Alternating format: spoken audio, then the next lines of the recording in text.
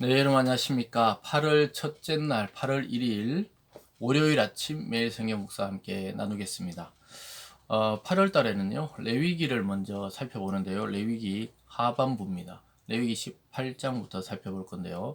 우리가 3월 달에 레위기 1장에서 17장까지 살펴보았고요.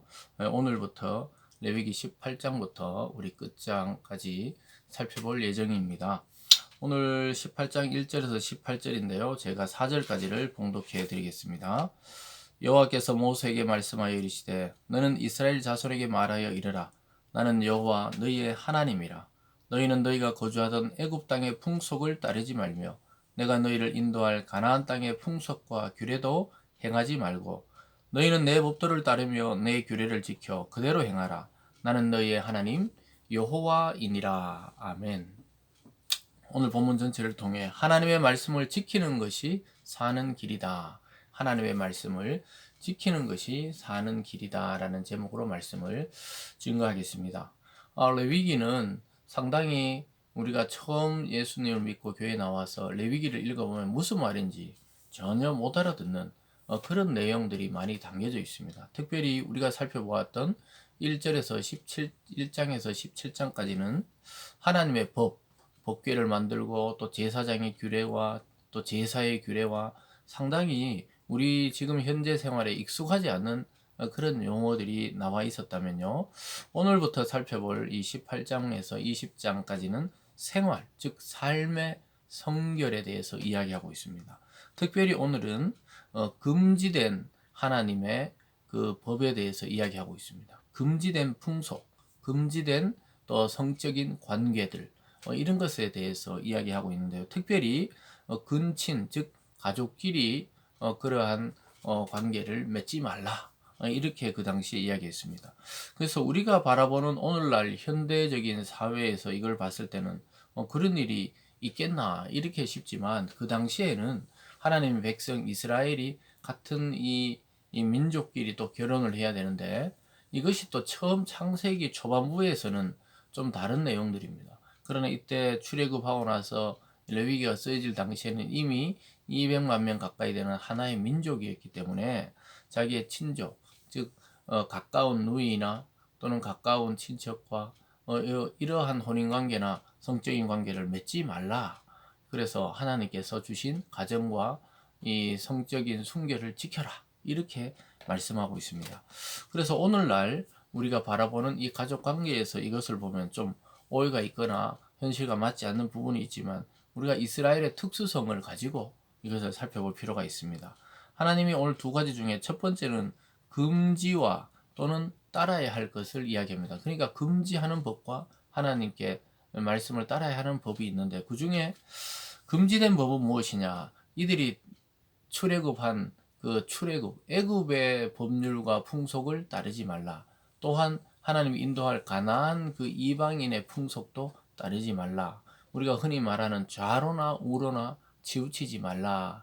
그런 말씀과 맞닿아 있습니다. 즉 애굽에서 배워왔던 그 풍속과 우상을 섬기는 그러한 법에서 벗어나고 또 가나안 땅의 그 이방인들이 섬기는 아주 뭐라 그럴까요? 생활 밀착형 우상들 그런 것들도 멀리하라고 이야기하고 있습니다.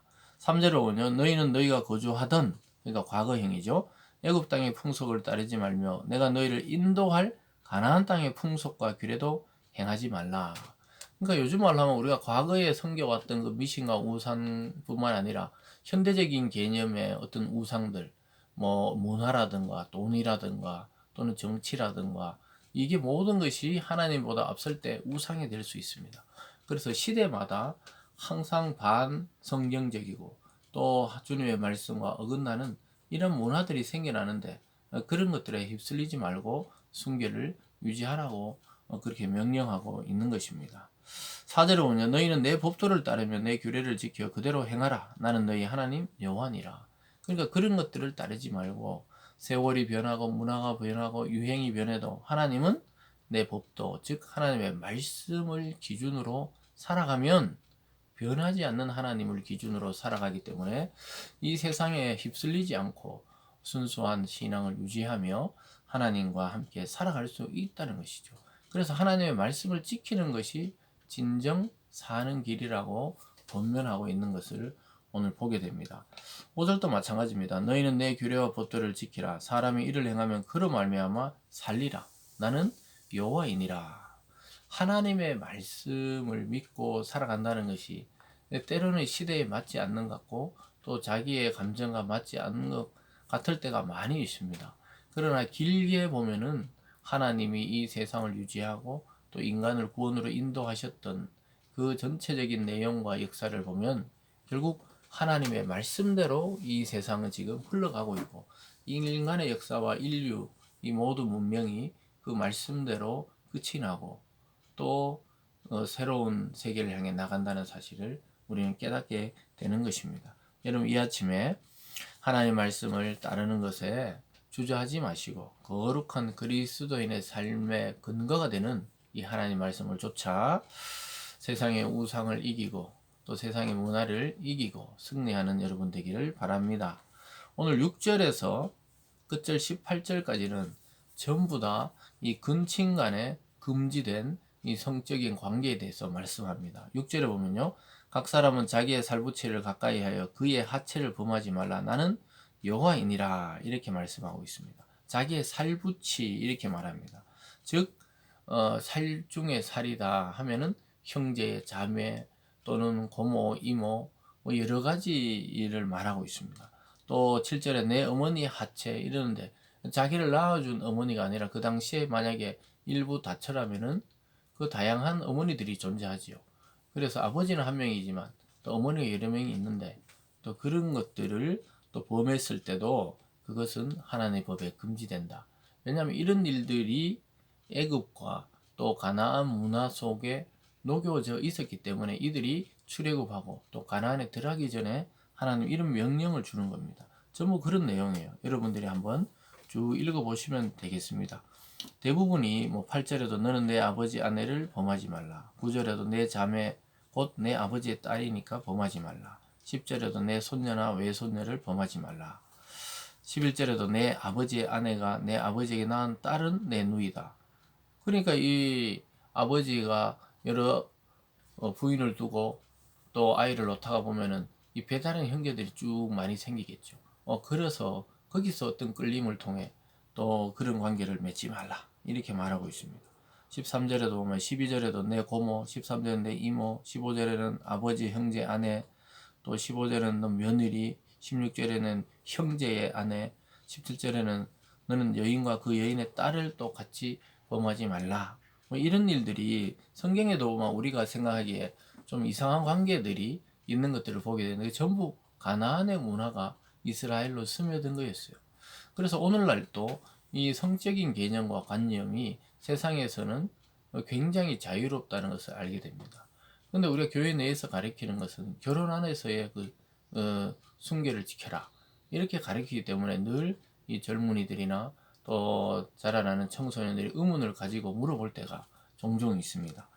그렇지만은 변하지 않는 하나님의 말씀에 우리가 기준을 가져야지 변하는 세상의 문화에 하나님의 그 말씀을 맞출 수는 없는 것이죠. 18절에 보면 너는 아내가 생존할 동안에 그의 자매를 데려다 그의 하체를 범하여 그로 질투하게 하지 말라. 똑같죠. 우리 부인을 맞이하더라도 자기 아내의 또 다른 피부치 또 그의 자매를 또 아내로 맞이할 그런 우를 범하지 말라는 것이죠. 서로 질투하게 되고 싸우게 됩니다. 야곱의 그 두 아내가 그런 경우였죠. 레아와 라헬이 끝없이 질투하고 싸우고 다투는 것을 보게 되었습니다. 그러나 그 당시에는 그것이 허용적인 섭리였다면 이 모세 때는 한참 뒤에 이미 민족적으로 형성되어 있던 그런 상태였습니다. 어쨌든 이 하나님의 법을 우리가 뭐 자세히 읽어보면은 참 이런 일이 있나 싶을 정도로 그렇습니다. 여러분들이 한번 그 부분을 읽어보시고요. 결국 중요한 것은 성적 이탈을 부추기는 그러한 가나안의 문화를 따라가지 말라는 것이고 또 하나님이 허락한 가정을 온전히 지켜내고 그 말씀 앞에 서기를 힘쓰라는 것이죠. 사랑하는 여러분, 오늘 말씀은 우리의 생활과 굉장히 밀접하게 와닿아 있습니다. 하나님의 말씀에 우리의 삶을 동요매야 됩니다. 말씀이 우리를 지키지 우리가 말씀을 지켜나가는 것이 아니라 하나님의 말씀을 자꾸 묵상하다가 보면 이것이 죄가 되구나. 이것은 하나님 기뻐하지 않는 거구나. 이것은 우리가 행해야 될 것이구나. 이것을 깨닫게 되는 것입니다. 사랑하는 여러분, 좌나 우로나 치우치지 말고 이것이 맞나 저것이 맞나 이래 헷갈릴 때는 하나님의 말씀을 기준으로 딱 잡고 그렇게 살아나갈 때 인생을 성공적으로 살아갈 수 있게 됩니다. 저와 여러분 모두 하나님의 말씀을 지켜 새로운 생명으로 살 수 있는 그러한 길을 얻기 바라고 또 그러한 길을 걸어가기를 주님의 이름으로 축복합니다. 기도하겠습니다. 사랑의 하나님 아버지, 또 레위기 하반부를 통해서 우리가 삶의 성결과 정결에 대해서 배우게 됩니다. 참 여러 가지 문화와 사상이 혼탁한 이 시대에 우리가 다시 성경의 말씀을 통해 우리 인생의 삶의 기준을 확고히 잡고 하나님의 축복의 길을 걸어가는 우리들 다 되게 하여 주시옵소서. 감사드리며 예수님 이름으로 기도드리옵나이다. 아멘.